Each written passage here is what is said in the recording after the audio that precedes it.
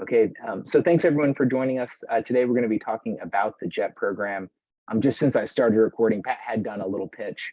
I don't know if Emily or Pat, are there, what kind of resources can you guys offer potential applicants to something like JET? Sure. Well, we are, Dr. Whitlow and I are with the Office of Nationally Competitive Awards, and we are located on the second floor of Funkhauser.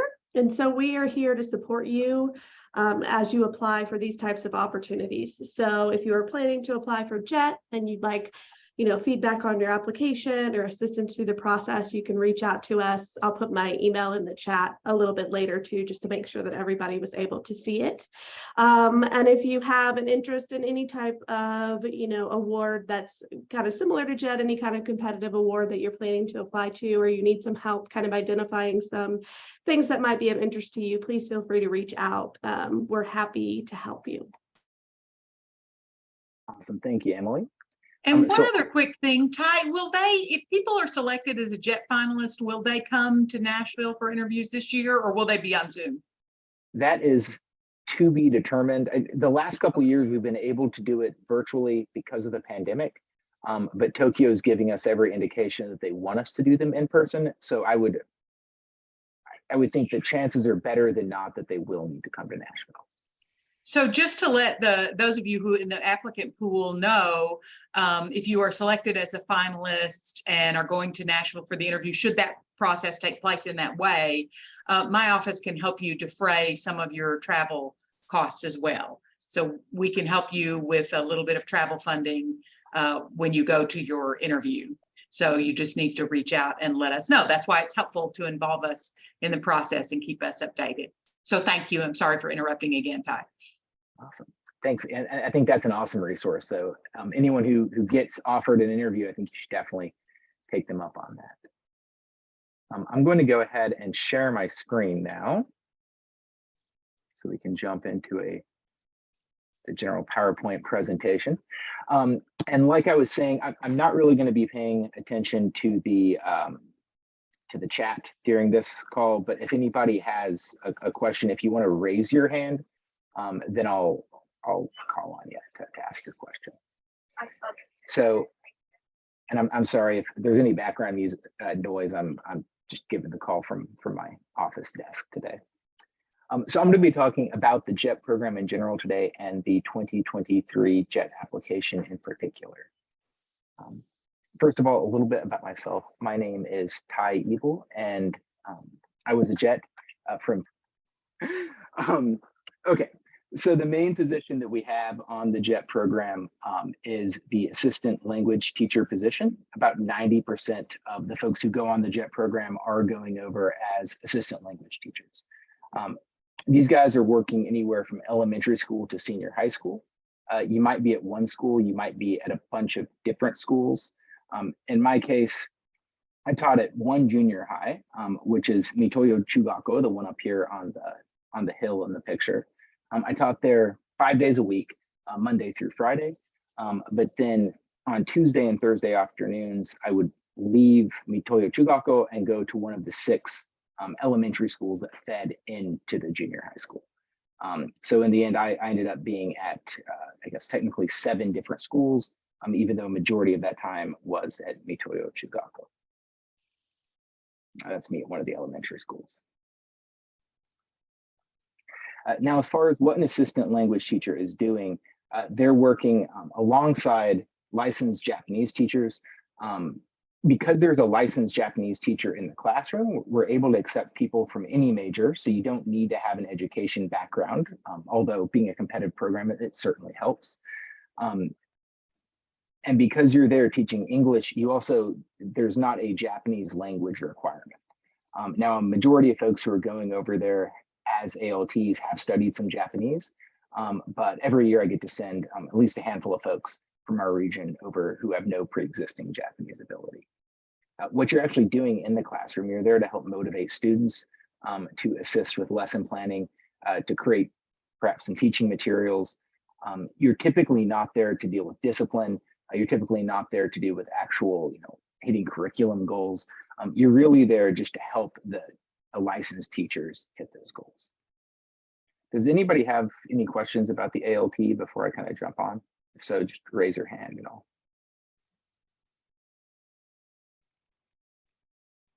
keep moving. The other position that we, Aaron, you had a question?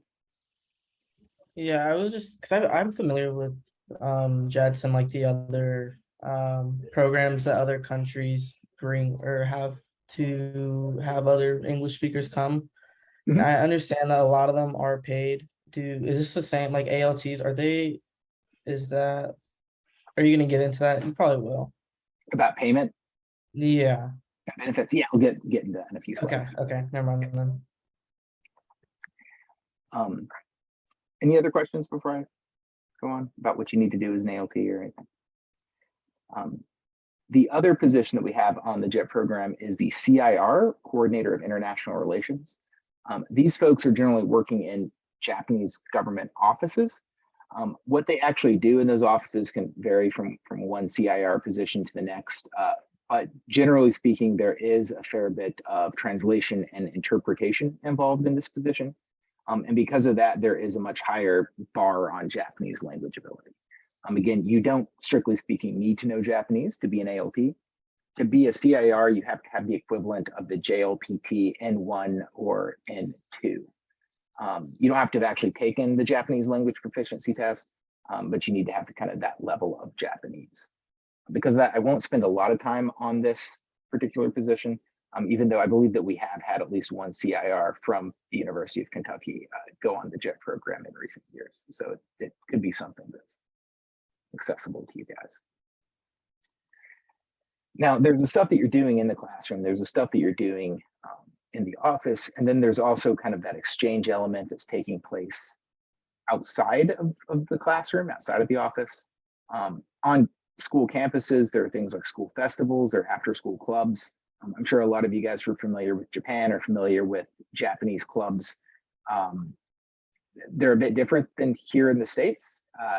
For instance, in the States, you might play 3 different sports over the course of a year as a high school student.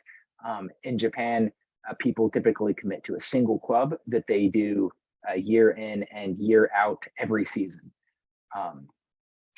JETs, strictly speaking, generally aren't expected to be coaches or leaders of those clubs, but there are a fair number of JETs who do get involved, particularly if you have a strong interest in one of the sports or one of the activities.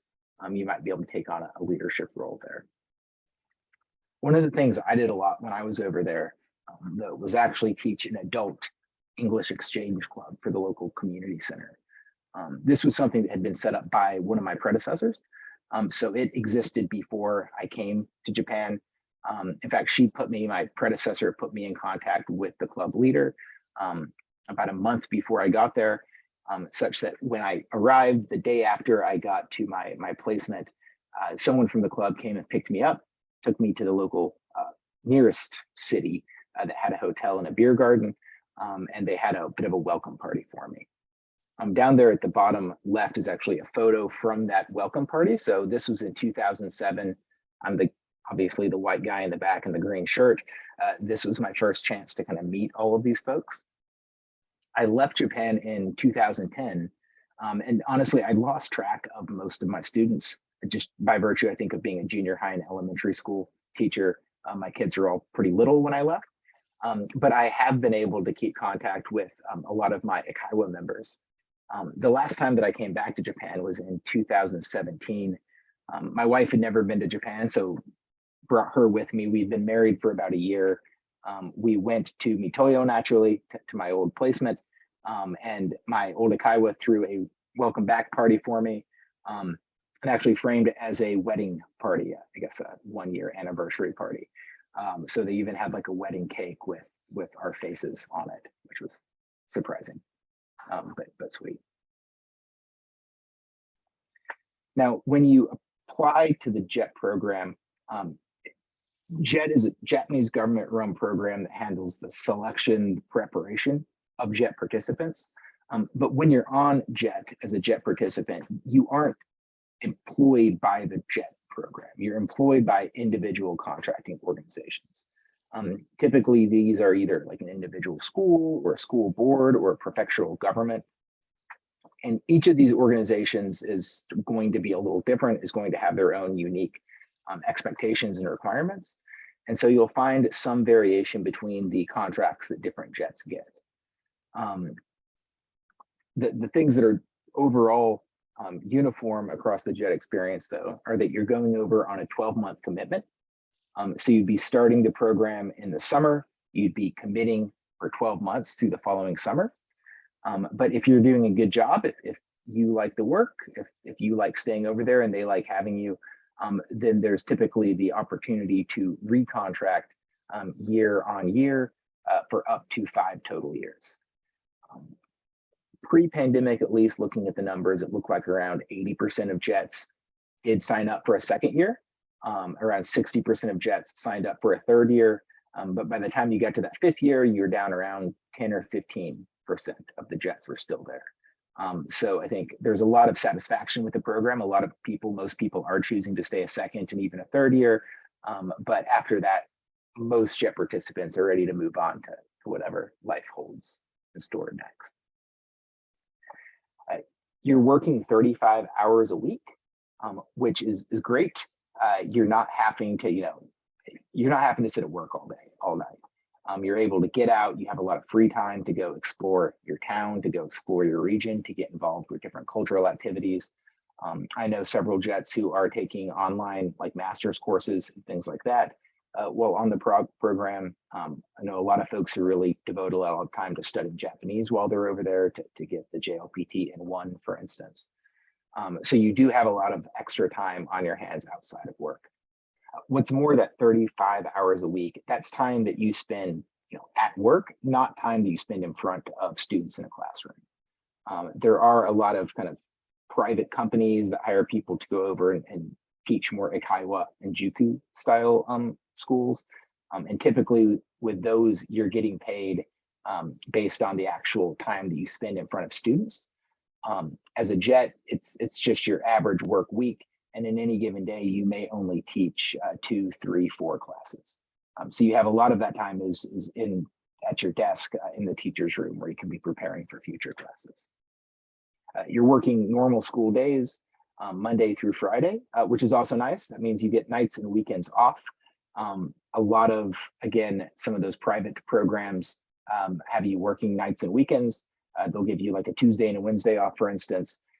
The downside of that is that Japanese people, by and large, have their nights and weekends off. So that's when the get-togethers are happening, the barbecues, the festivals, that sort of thing. So by being on the JET program, by working that more standard schedule, you're able to participate in all these different activities. You'll get at least 10 days of paid time off. This is time that you can use to come back to the States, that you can use to travel around Japan, that you can use to travel elsewhere in Asia. The 10 days is a minimum. So when I was over there, I had 20 days off. A majority of jets end up getting closer to 20 days. But you see anything from 10 to 12 to 15, 18, 20. I even know some jets who get 32 days off. It's a little bit luck of the draw with your contracting organization, but just know that you at least get that, the 10 days, the 2 weeks, in addition to all the national holidays that they have in Japan. In Japan, they've got about 15 national holidays in any given year. They go by all kinds of crazy names. Those of you guys who are unfamiliar, there's like a mountain day, there's an ocean day, there's a children's day. Obviously, the emperor's birthday is a holiday. So there are lots of kind of in the line of our MLK or President's Day or Columbus Day. Okay, now to Aaron's question, you are paid on the JET program. Your first year, you get paid 3.36 million yen, split up into 12 monthly payments. You get paid at the end of each month. If you stay for a second year, that pay goes up to 3.6, a third year goes up to 3.9 million yen. That salary is more than enough to live a very comfortable lifestyle in Japan, having your own independent housing, being able to afford to go out for dinner and drinks with friends, to travel, that sort of thing. I will say at the moment, the dollar is incredibly strong against pretty much all global currencies. So the conversion rate isn't as great right now as it typically is. So when you look at it in dollars, it doesn't look as great, but keep in mind that exchange rates are always changing. So, and you're getting paid in yen and living in Japan. So you get paid plenty enough to live a comfortable life in Japan. And when you come back, hopefully, when you go to convert your money back over to dollars, the exchange rates have gone back to more normal levels. You get transportation to and from Japan covered as part of the program. So that would be from Nashville to wherever it is that you're living in Japan. And then when you finish the JET program, whether it's in 1 or 5 years, they'll pay for your flight back to Nashville. Furthermore, you get enrolled in the National Health Insurance Program, which is it's really good health insurance. As far as living situations go, different contracting organizations will handle things a little differently. So in some cases, you'll have a contracting organization that actually has dedicated teacher housing for their ALTs. This is housing that is either owned or leased on a long-term basis by a school for their teachers to live in. A lot of times that housing will be subsidized, sometimes highly subsidized. So it can work out really well in your favor. In other cases, they'll pair you up with a realtor who will help you find your own apartment. In that case, you have the benefit of kind of getting more say in where you actually live. But then the downside is that the costs are usually borne by the applicant in their entirety. The cost of living in Japan, you can generally get your own apartment for about $500 a month, more or less, regardless of where you are. Obviously, some big cities, it can be a little bit more expensive, but generally speaking, housing isn't that high in Japan. On the JET program, you'll get a chance to connect with folks from all over the world. So we've got over 50 countries represented at the on the JET program at any given time. Mostly English-speaking countries. A majority of folks are coming from the US, Canada, and the UK. But you will get the chance to make friends really just all over the place. I still have a number of friends scattered around the world. In fact, just this summer, I was in Scotland staying with a couple of my JET friends for a few days and their young family. You'll obviously get a chance to connect with the Japanese community that you're living with. And you'll get a chance for some real adventures, some real cool stories can come out of it.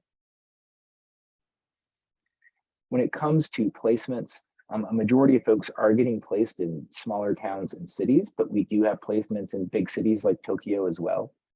When you apply to the JET program, you're given up to 3 preferences that you can list. The important thing to keep in mind with the JET program, though, is that you're applying to go live in Japan. You're not applying to go live in a particular place in Japan. In my experience, about 50% of placement preferences end up getting honored. So it's definitely worth listing a preference if you have one. But at the same time, you need to be willing to kind of live anywhere in Japan when applying to JET. If your heart is set on living in Kyoto, for instance, and you will only be willing to live in Kyoto, then the JET program's not the best choice for you. You'd be better off finding, again, one of those small like Eikaiwa or Juku type schools that's only in the Kyoto area and applying that way. Okay, now I'm going to jump into the application process. Are there any just general JET questions before I jump into this? And again, just raise your hand if you have one, and I'll wait a second to see if anyone has it.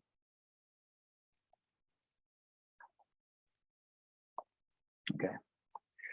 So the qualifications for the JET program based out of the US here are that you have US citizenship.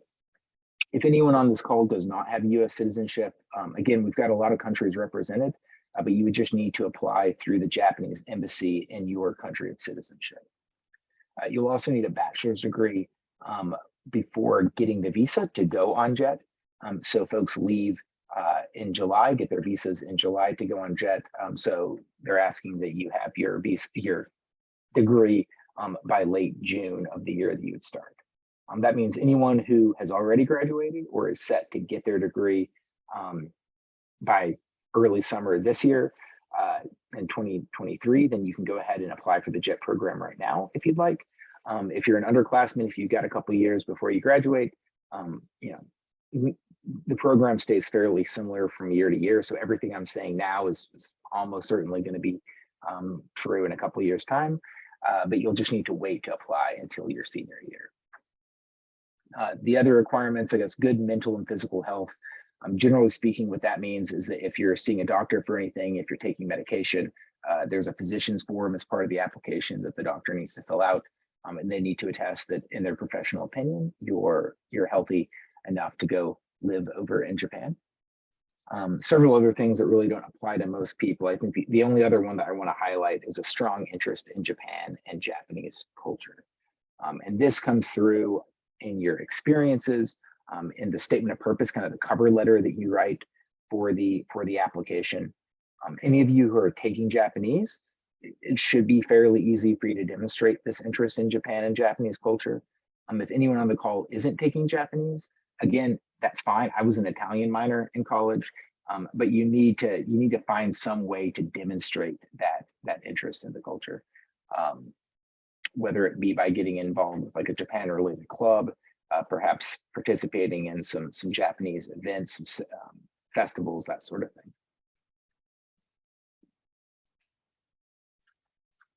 Now, as far as what makes a good JET, and these are some good key phrases.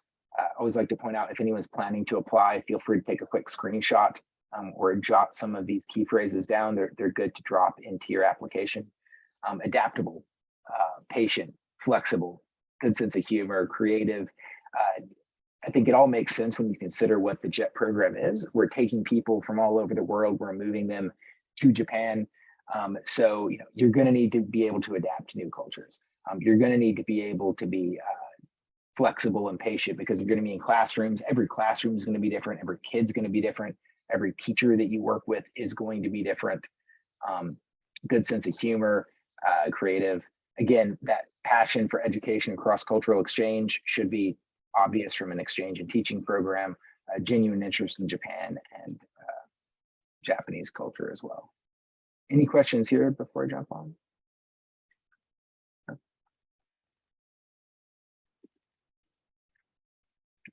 Now, the timeline follows the same kind of schedule every year. In late September, the application goes live. So this year, the application went live on September 26th. The application then stays up for about 6 or 7 weeks. Again, this year, the application is due by November 18th. So if you're planning to apply for JET this year, you have until November 18th to get that application in.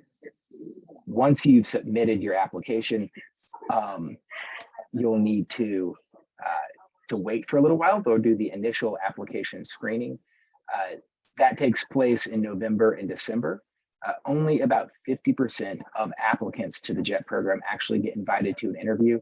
So it's important when submitting your application that you really take the time to do it well, to put together a good application. And I'll get into some advice on how to do that in the next slide or two.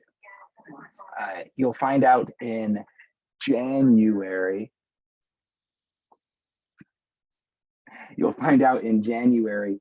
Whether or not you're successful, whether or not you're going to get an interview. That interview will take place in early February. And like Dr. Whitlow and I were just talking about, you may or may not need to come to Nashville for that interview. In the past and in the future, Tokyo is wanting us to do these interviews in person here at the consulate. For the last couple of years, we have been able to do them remotely over Zoom, but that's a COVID-related exception. So now that we are, I guess, hopefully on the far side of this pandemic, unless there's some new, strain that comes out and really throws everything upside down, we expect that we'll end up needing to do the in-person interviews again. You'll find out in April whether or not you're successful. Typically, that means you either offered a slot, you're on the waiting list, or you're not offered a spot. If you are offered a spot, you've got about a week or two to commit to the program. Once you commit, the expectation is that you will be going on JET. At that point, they'll start pairing you up with contracting organizations, and you'll find out where you're actually going to be living in Japan late spring, early summer, and then depart for Japan in July. Any questions about the timeline? No. Now, as far as the application, it's all online these days. We've been online since 2018, which is great. Back when I applied, I had to send in triplicate of everything, like actual paper copies. But we finally caught up with the modern era here. When you're filling it out online, you just go to our website, jetprogramusa.org, to create an account in the application portal. Any issues that you run into with the portal or any questions that you have specific to the application, there's something called a Jet Inbox, which is a little chat feature on there, which will allow you to communicate directly with the folks at the embassy who are running the application portal. I'm going to have my email address at the end of this presentation, but only if you've got general questions, message me. If you've got application specific questions, it's better just to go through the chat box, so it goes directly to the embassy. As far as helpful hints go, a lot of this is fairly obvious, but read everything through, make sure that you're following all the instructions, that you're submitting everything by the deadline. A few things I've seen people kind of fall flat on. One is everything that you're uploading, everything that you're scanning needs to be clear and legible. So every year I see potentially good applicants get disqualified because, for instance, they need to upload proof of citizenship, the scan of their passport or birth certificate. And they might upload a document that's really pixelated, really blurry, really dark, so you can't really read what's on it. If we can't read the document that you've uploaded, then it gets marked as incomplete, and then you're just disqualified from consideration. So make sure that everything that you're uploading is clear and legible. Also, again, make sure that they conform with the instructions. So for instance, you need to upload transcripts from every university that you've gone to. These need to be official transcripts. Now, if you get paper transcripts from your school, it'll come in an envelope, and the envelope will be stamped and it'll say invalidated if opened. Don't worry about that. You could open it, scan it, upload it that way. We'll still accept it. But if you're just doing like a screenshot from your student portal, that would not be accepted as a valid transcript. Now, I did say you need a transcript from every school that you attended. So if you went to, for instance, a community college before coming to the University of Kentucky, you may need to get a transcript from your community college. If your UK transcript lists every individual course that transferred over, the individual score that you got on that course, the name of the course, all that good information, then your UK transcript alone should be acceptable. But if it just shows it as a block 20 hours of transfer credits, then you would actually need the original transcript from the university where those credits are coming from as well. Now, the most important part of the application is the essay. They call it a statement of purpose. And the statement of purpose is basically a 2-page cover letter. The prompt is basically along the lines of, why do you want to go to Japan on the JET program, and what will make you a good JET, and how will this fit into your future? So make sure that you answer kind of all the prompts. Make sure that you highlight why you want to go to Japan, your relationship with Japan, why you want to be teaching over there, and how this is going to fit into your future. Not a lot of times, but more often than not, than you'd expect, someone manages to write an essay in which maybe they use the word Japan a couple times, but if you could have just changed the word Japan to Kuwait, and it also would have read about the same, that level of detail that they're getting down to. So make sure that what you're writing to is specified for this program, is specified for Japan. And then also make sure that you're talking about being a teacher, your interest in teaching, your experience in teaching, what would make you a good employee in this cover letter as well. And then finally, there is that element asking how it's going to impact your future. A shocking number of people kind of skip over that when they're submitting their essay. So make sure that you address how this fits into your future plans as well. Any questions about this? Yeah, I've got kind of a strange question. At my old institution, there was sort of a rumor that if you had been to Japan or if you had studied abroad in Japan, you should downplay that rather than like focus on it. Do you feel that that's true at all? It is not true. You should focus on it because that highlights your interest in Japan and Japanese culture. I think that came about when the program originally started.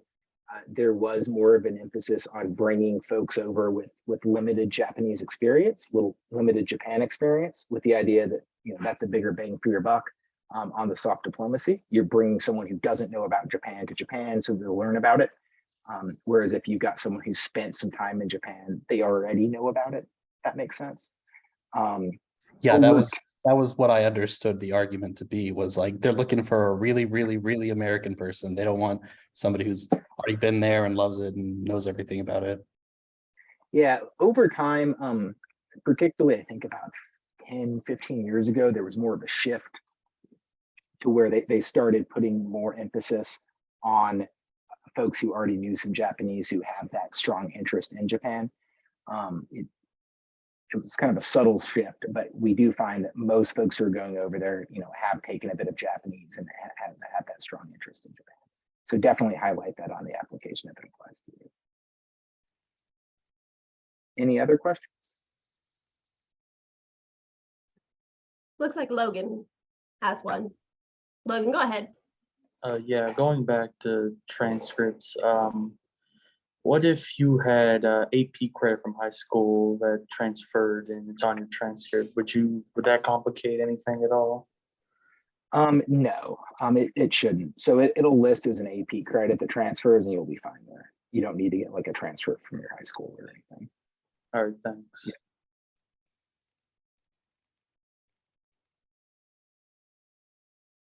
Yes, Chase.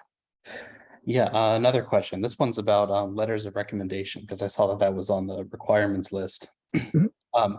So for the past couple of years, I've been at the University of Kentucky working on a master's in linguistics, and it's been like 5 years since I was an undergrad doing anything related to Japanese. And so I guess my question is, would it be better to contact one of these older professors that hasn't done anything with me in 5 years, who knows my Japanese, knows my like art, literature, and history, or professors I currently have a pretty strong relationship with right now, but who know me mostly through like research and linguistic stuff? Like I'm not really sure who to call on for that. I mean, I think if you know someone from back in the day that you maintain some degree of communication with that would have a really strong opinion of you, then that could be a good person to ask to write the reference. They do put some emphasis on length of knowledge. So if someone's known you for a decade and someone who's known you for 6 months, all other things being equal, the person who's known you for a decade is going to come out a bit of a stronger recommendation. At the same time, if it's a professor that you haven't really had any contact with, that you took a couple classes with, 6 years ago, and they're just going to be able to write like a pretty vague, like, as I recall, he was a good student, I see that he made a B kind of thing. In that case, and that's probably not a great person to have write the reference. You're better off going with someone who has more recent experience. Okay, thank you very much. When it comes to the references, you actually list your references as part of the application, and it sends an email to them to create their own kind of login to submit the references. So make sure that when you're asking someone to write a reference for you, and I think this goes for any sort of program, touch base with them before you do that so that they know it's coming. And for something like the JET program, it certainly helps to give them like a short abbreviated summary of what JET is. And a lot of folks will actually appreciate too, like a bullet pointed summary of the experiences that they've had with you that you think might demonstrate your ability to be a good JET, to take a little bit of the work off of the shoulders of the person writing the references. I know particularly like in a university setting, some of these professors are getting asked to write dozens and dozens of references a year. So I think anything that you can do to make it a little easier on them helps. Also keep in mind that references that can speak to your interest in Japan, that can speak to your abilities as a teacher, that can speak to your international experience, all of those things stand out better than like a vague reference from from just any old professor that short to the point, came to class, got along well with the other students, that sort of thing. And if you're having references, typically if you're having a reference writer from inside the university write the reference, they tend to be pretty reliable because again, they do a lot of this. But if you're getting, for instance, a manager at your part-time job to write the reference, just double check that you can trust them to actually submit it. Every year I hear about someone who, they've asked their assistant manager at Taco Bell or whatever to write the reference for them. And then that guy just waits until the very last minute, maybe forgets to do it or throws something out that's one sentence or super businesslike, so-and-so was a satisfactory employee. And that obviously doesn't carry nearly as much weight. The more detailed that they go into, the better, within reason. Any other questions, guys? Logan? Yeah, I had two other questions about the application process. The first one was about the self-reported medical conditions. So from looking over it, I don't have like any of the long-term medical conditions that they list that you would need that. But I'm still wondering if you do have to submit something to that specifically, like a general physical or something. Once you're accepted to the JET program, you will need to submit a physical, but it's a Japanese government form, certificate of health form. Includes a TB test, urinalysis, just general summary of all your different, if you're on medications or if you have any conditions. If you're not seeing a doctor for anything, if you don't have any reason to submit ahead of time, then the self-report should be fine, in which you're reporting nothing. In that case, you won't need to get a physician's statement as part of your actual application.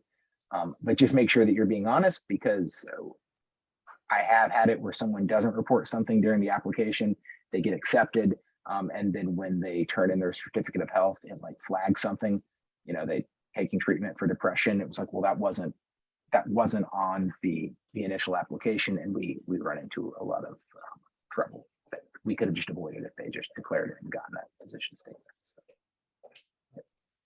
Then the other question is about the proof of graduation. What exactly does that entail, and where would I go to get that or send it to? So you just go to your registrar's office. Sorry, you said proof of graduation? Yeah, so I'm currently in my senior year of college, so I don't have a diploma yet, so I have to submit a proof of graduation. So yeah, a lot of times someone from the registrar's office can fill out, there's usually like a stock, and Emily, correct me if I'm wrong, but there's probably a stock form that says that so-and-so is meeting all curriculum requirements and on track to graduate by X date, May 5th or whatever it happens to be. I would say probably your academic advisor would just be able to write something. Would that be appropriate, Ty? Yeah, that would be fine too. Just If it's on directly. as long as it's on like universal letter, university letterhead and all that. Right. I've seen people like try to upload like a screenshot of like a text conversation or just an email or something like that. It needs to be on official letterhead or look official. Your advisor could also submit it, if not the registrar's office. Any other questions, guys?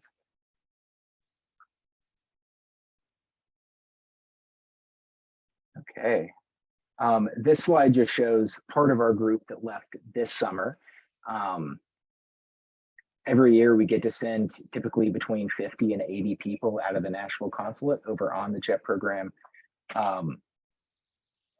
This group, unfortunately is still pandemic, so everyone kind of met each other at the airport in person for the first time. In a normal year, we would have some in-person events, and then we would also have an orientation in Nashville before departure, and then a big reception at the Consul General's residence. But currently with the pandemic, we're still doing masking and kind of isolation. The website again, jetprogramusa.org. My email address is jet@nv.mofa.go.jp. So feel free to shoot me an email if you guys have a question and you can't find an answer for on the website. If you're on social media, there is an official Jet Program USA Facebook page. And if you're on Instagram, our office has an Instagram account, Japan in Nashville. And we are going to do a lot of Jet kind of content, particularly over the next month. And that's going to include a few different Instagram live interviews. That'll be me interviewing some current Jets and some Jet alumni about their experiences on the Jet program and their experiences post-Jet. And you can also find recordings from previous years' Instagram lives on there as well. So I'm going to go ahead and stop recording now. Stop sharing.